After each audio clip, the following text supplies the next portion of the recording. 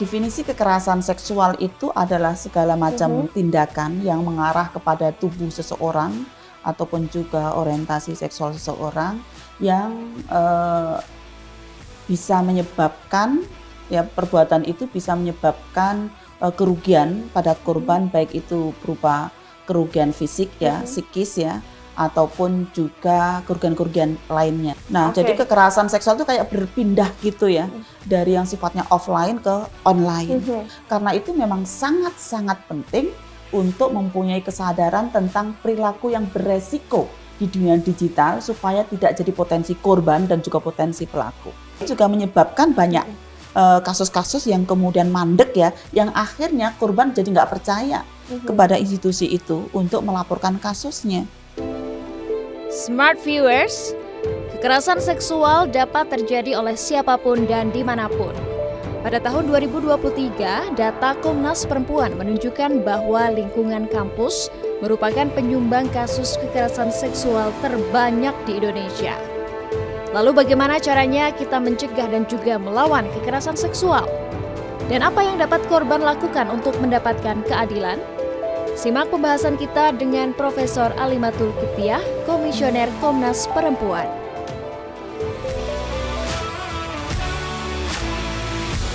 Halo Smart Viewers, selamat datang di Good Talk di Binus TV sebagai digital content creator kampus pertama di Indonesia. Nah, Smart Viewers, hari ini kita lagi mampir ke Komnas Perempuan karena di episode kali ini kita akan ngobrolin seputar penanganan kasus kekerasan seksual khususnya di lingkungan perguruan tinggi. Dan aku udah ditemenin sama Prof.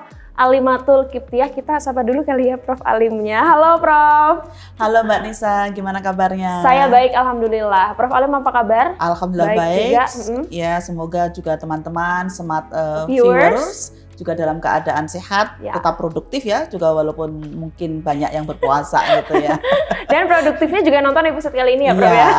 Gitu. Jangan lupa subscribe and like. Nah, Prof. Alim, ini kan tadi aku udah teaser di depan. Kita akan ngobrolin seputar kasusnya. Tapi sebelum kita mendalami gitu tentang bahasan kita, boleh nggak Prof. Alim mungkin jelasin dulu ke smart viewers. Kan sekarang di Indonesia udah ada undang-undang TPKS ya? Ya, betul. Nah, tapi definisi kekerasan seksualnya itu gimana sih, Prof?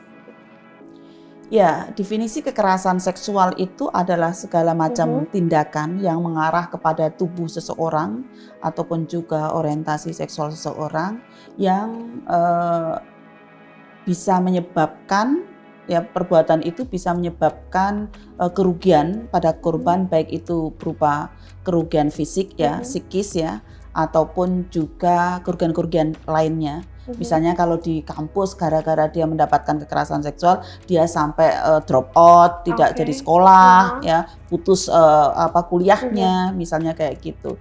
Nah, range-nya itu memang luas sekali dari kekerasan seksual yang sifatnya verbal, ya, kalau kita sering dengan sebut candaan-candaan seksis atau catcalling, ya, itu pun juga bisa menjadi kekerasan seksual, ya, yang membuat seseorang itu menjadi nggak nyaman gitu, dan ada paksaan. Ya, tidak nyaman dan ada paksaan itu indikasi daripada sebuah kekerasan itu terjadi gitu.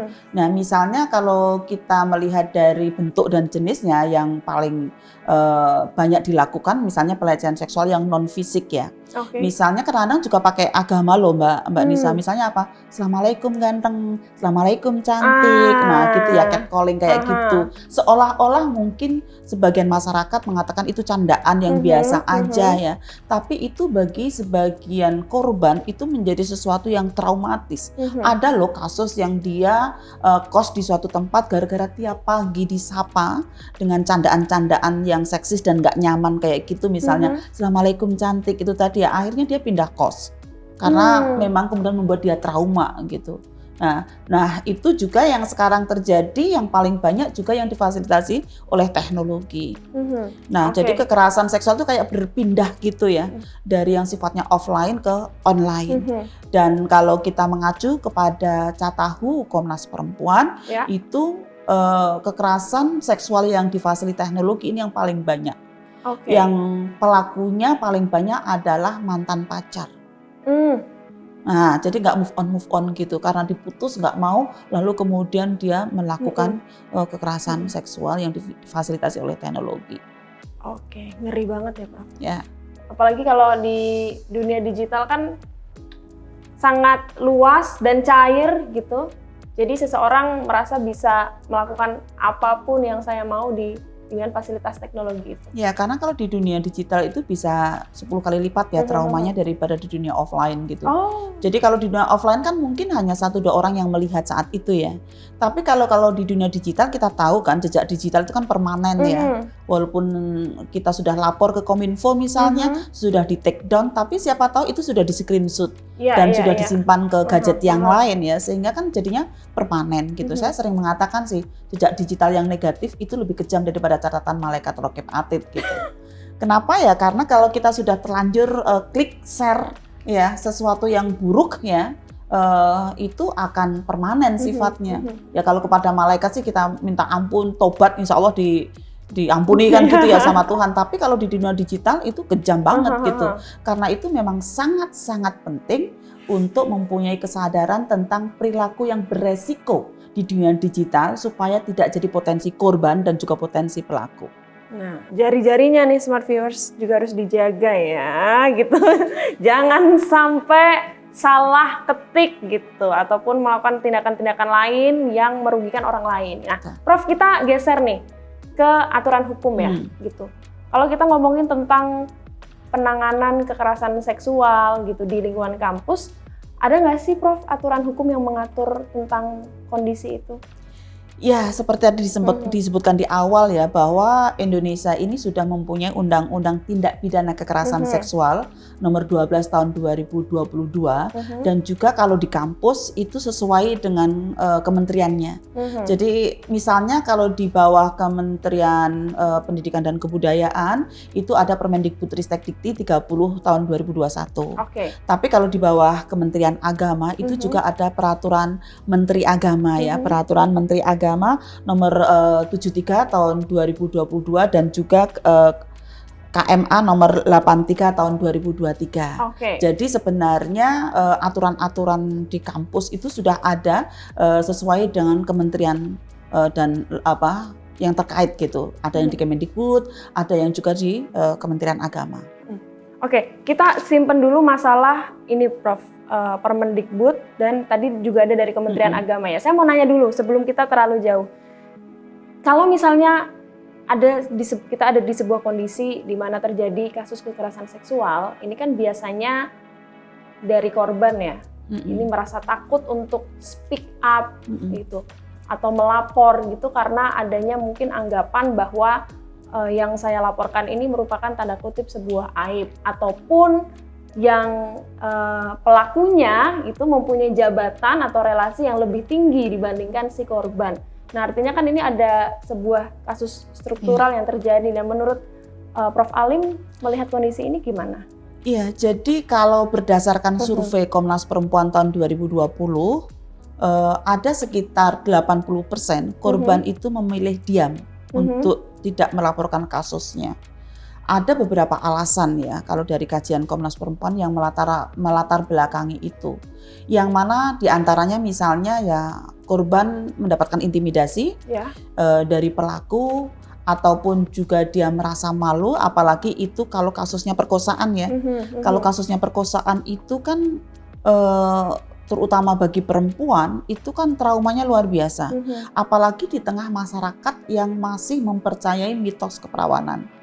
Jadi seolah-olah dia sudah tidak perawan lagi kalau diketahui banyak orang dan kemudian dia nanti ya akan terhambat jodohnya dan sebagainya. Sehingga terkadang mereka memilih untuk diam tidak melaporkan kalau sampai pada perkosaan itu.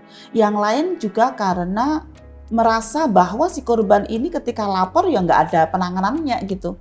Maksudnya belum meyakini institusi yang dimana dia lapor itu bisa menyelesaikan dengan baik dan adil.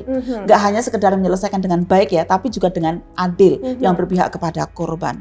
Karena itu memang penting sekali ya tadi ya implementasi daripada Undang-Undang TPKS, Permendikbudristekdikti 3021, Peraturan Menteri Agama dan aturan-aturan lainnya untuk benar-benar dihidupkan di dalam lingkungan di mana kita pun berada agar kemudian korban itu berani untuk speak up. Karena kalau nggak berani speak up, Mbak, seolah-olah itu normal dan bisa jadi pelakunya akan mengulangi perbuatannya karena nggak ada penindakan terhadap pelaku. Oke, nah sekarang saya mau nanya yang implementasinya nih. Karena yang kita tahu masih banyak ya Prof, tentang kasus-kasus yang terjadi gitu di lingkungan perguruan tinggi khususnya. Nah ini jadi indikasi nggak Prof, kalau misalnya implementasi undang-undang dan peraturan kementeriannya itu belum maksimal? Ya ada. Pertama, kalau kampus itu nggak bikin satgas, PPKS ya, Satgas Pencegahan dan Penanganan Kekerasan Seksual di perguruan tinggi masing-masing, ya itu berarti belum atau belum maksimal undang-undang atau peraturan itu diimplementasikan, gitu kan. Yang kedua, ada sih satgasnya, tapi nggak didukung oleh rektornya, nggak didukung oleh pimpinannya. Jangan banyak lagi Prof. Banyak dari kajian-kajian pemantauan yang dilakukan ya. Jadi hanya hitam di atas putih, yang penting ketika dicek sudah ada loh komitmen berupa SK, gitu kan. Ada beberapa kayak gitu. Jadi ini juga akan menghambat agar undang-undang tadi bisa hidup di kampus gitu kan. Nah, yang ketiga adalah ketika misalnya timnya sendiri juga nggak punya greget ya untuk kemudian melakukan upaya-upaya penyelesaian itu, ataupun juga korbannya sendiri masih banyak ketakutan, ataupun juga rekomendasi dari tim satgasnya tidak di follow up oleh pimpinan. Nah itu kan juga menyebabkan banyak kasus-kasus yang kemudian mandek ya, yang akhirnya korban jadi nggak percaya kepada institusi itu untuk melaporkan kasusnya, gitu. Oke. Nah, tapi Prof, ada nggak sih aturan atau mungkin peraturan kementerian itu yang bisa memaksa dia bisa masuk ke dalam institusi pendidikan itu supaya ya bahwa satgas atau hal-hal lain ini harus dijalankan dengan benar gitu loh Prof? Atau sifatnya jangan-jangan hanya komitmen voluntary aja? Ya sebenarnya sih kita sangat mengapresiasi ya, misalnya dari Kemendikbud sejak 2021 disahkan permen itu sampai Februari kemarin itu sudah ada sekitar 100% perguruan tinggi negeri yang sudah punya Satgas PPKS. Dan tahun kemarin Komnas Perempuan juga diajak sama Kemendikbud untuk melakukan peningkatan kapasitas bagi Satgas-Satgas PPKS-nya di 125 kampus yang negeri. Nah, yang swasta itu sudah ada sekitar 635-an. Mungkin itu Februari ya, mungkin sekarang mau April akan sudah mulai bertambah ya. Saya yakin BINUS sudah ada ya, salah satu perguruan tinggi swasta yang punya Satgas PPKS ini. Bangga dong jadi mahasiswa-mahasiswa BINUS yang sudah punya komitmen, tidak hanya hitam di atas putih gitu kan. Harapannya juga ada komitmen dari pimpinan yang mensupport ya terhadap kerja-kerja keras dan cerdasnya Satgas PPKS ini gitu. Di Kementerian Agama juga sudah semakin bertambah ya perguruan tinggi yang berbasis keagamaan yang sudah punya satgas-satgas yang ada itu. Nah itu perlu kita apresiasi, namun juga tetap didorong terus dan didampingi terkait dengan peningkatan ya kapasitas daripada tim satgasnya itu. Karena sebenarnya tim satgas ini kan juga di beberapa tempat itu mengalami kendala Mbak. Ada beberapa itu yang mengalami intimidasi dari pelaku. Bahkan ketika saya berkunjung ke salah satu provinsi, salah satu kampus itu tim satgasnya itu melaporkan, Bu, kami itu pernah loh meja kami dikasih golok oleh pelaku. Ini tim satgasnya ya? Iya, tim satgasnya, bukan korbannya loh, tim satgasnya gitu. Nah, jadi penting sekali hak tim satgas yang sudah diatur itu dipenuhi. Hak tim satgas itu kan satu, dia mendapatkan perlindungan dari pimpinan, dari rektor. Segala macam intimidasi tadi kan. Yang kedua, dia juga berhak untuk mendapatkan peningkatan kapasitas. Yang ketiga, dia juga berhak untuk mendapatkan healing supaya tidak terjadi trauma efek ya, secondary trauma efek gitu. Nah, itu semuanya ada di aturan itu. Nah, kalau tadi pertanyaannya, apakah ini sifatnya voluntary atau wajib? Nah, sebenarnya pimpinan yang membiarkan terjadinya kekerasan seksual di kampus itu melanggar undang-undang TPKS dan juga melanggar kebijakan-kebijakan yang ada tadi. Sehingga kalau dia membiarkan, ya itu dia bisa diurus, bisa diusut untuk menjadi pelaku kekerasan seksual karena membiarkan. Jadi bisa turut serta menjadi pelaku karena membiarkan itu terjadi di lingkungan perguruan tinggi. Cara membiarkannya ya tadi, nggak kasih support, nggak peduli gitu kan, nggak ada satgas di kampus misalnya. Itu salah satu cara indikasi dia membiarkan kasus itu. Artinya PR-nya juga masih banyak ya Bu? Masih banyak. Pusing deh gitu. Tapi nggak boleh pusing berlebihan gitu. Kan kita bareng-bareng untuk mendorong dan menyuarakan tentang kasus-kasus ini ya Bu ya. Betul, betul. Nah Prof, untuk jadi penutup nih gitu. Khususnya untuk smart viewers yang banyak-banyaknya ini generasi Z gitu. Kan kita tahu kalau generasi sekarang ini mau cari apa-apa gampang by internet, di dunia digital gitu. Tapi yang harus generasi Z terutama tahu gitu tentang pemaknaan jika mereka ada di sebuah kondisi kekerasan seksual itu apa, Prof? Mungkin bisa disampaikan ke smart viewers. Ya, yang pertama adalah kenali bentuk dan jenis kekerasan seksual, baik yang itu sifatnya verbal ataupun non-fisik sampai kepada perkosaan ataupun pemaksaan aborsi dan lain sebagainya. Itu harus dikenali. Yang kedua, karena saya yakin teman-teman dari generasi Z ini kan banyak menggunakan gadget ya. Karena itu harus juga mempunyai kesadaran tentang bagaimana kecerdasan digital, tentang perilaku yang beresiko di dunia digital. Kita harus mempunyai kesadaran supaya tidak jadi potensi pelaku dan potensi korban. Nah, berdasarkan dari catahunya Komnas Perempuan, kekerasan seksual yang difasilitasi oleh teknologi ini yang paling banyak adalah balas dendam seksual, yaitu yang sifatnya ancaman. Misalnya tadi saya sampaikan karena kebanyakan pelaku adalah mantan pacar, maka ada ancaman-ancaman misalnya karena kalau kamu tetap mutusin aku, maka foto-foto yang kemarin kita bermesraan akan saya sebar loh. Karena itu penting sekali, sebucin apapun teman-teman dengan pasangan Anda, nggak usah pernah ada kamera di antara kebucinan itu. Ya, karena itu akan menjadi alat untuk kemudian menjadikan kita menjadi potensi korban dan akan menjadi potensi pelaku gitu. Jadi ini sangat hati-hati sekali supaya kita mempunyai kesadaran perilaku-perilaku yang beresiko di dunia digital itu. Dan yang penting juga supaya benar-benar terselesaikan dengan baik dan adil, jika melihat atau mengalami, jangan segan-segan untuk speak up, untuk melaporkannya. Karena kalau Anda berani melaporkan, maka itu adalah langkah yang penting untuk bagaimana menghentikan kekerasan itu terjadi di lingkungan kita, di kampus kita, dan insya Allah akan menjadikan kampus kita aman dan nyaman. Karena di kampuslah tempat yang seharusnya menjaga highest values, ya, nilai-nilai yang tertinggi itu harusnya ada di kampus. Karena kampus itu idealnya adalah berkumpulnya kelompok-kelompok yang idealis. Kalau di kampus saja sudah nggak idealis, gimana nanti akan menjadi praktisi? Gimana nanti akan menjadi politisi, kan begitu. Karena itu sudah sangat penting sekali bahwa ketika teman-teman mencoba untuk melakukan pencegahan dan penanganan kasus-kasus kekerasan seksual ini, pada dasarnya adalah teman-teman sudah melakukan upaya-upaya tentang bagaimana menjadikan Indonesia ini lebih baik. Sehingga kita bisa maksimal di dalam pengembangan potensi yang kita miliki, baik kita sebagai mahasiswa, sebagai dosen, sebagai tendik, ataupun sebagai pihak ketiga atau warga kampus lainnya. Semoga kampus BINUS ya ini akan terhindar dari segala macam bentuk kekerasan seksual. Namun demikian, apapun yang mengarah ke sana, kita wajib untuk menjadi perhatian dan melaporkan dan diselesaikan dengan baik. Kampus yang baik adalah bukan kampus yang menganggap di kampusnya tidak ada apa-apa.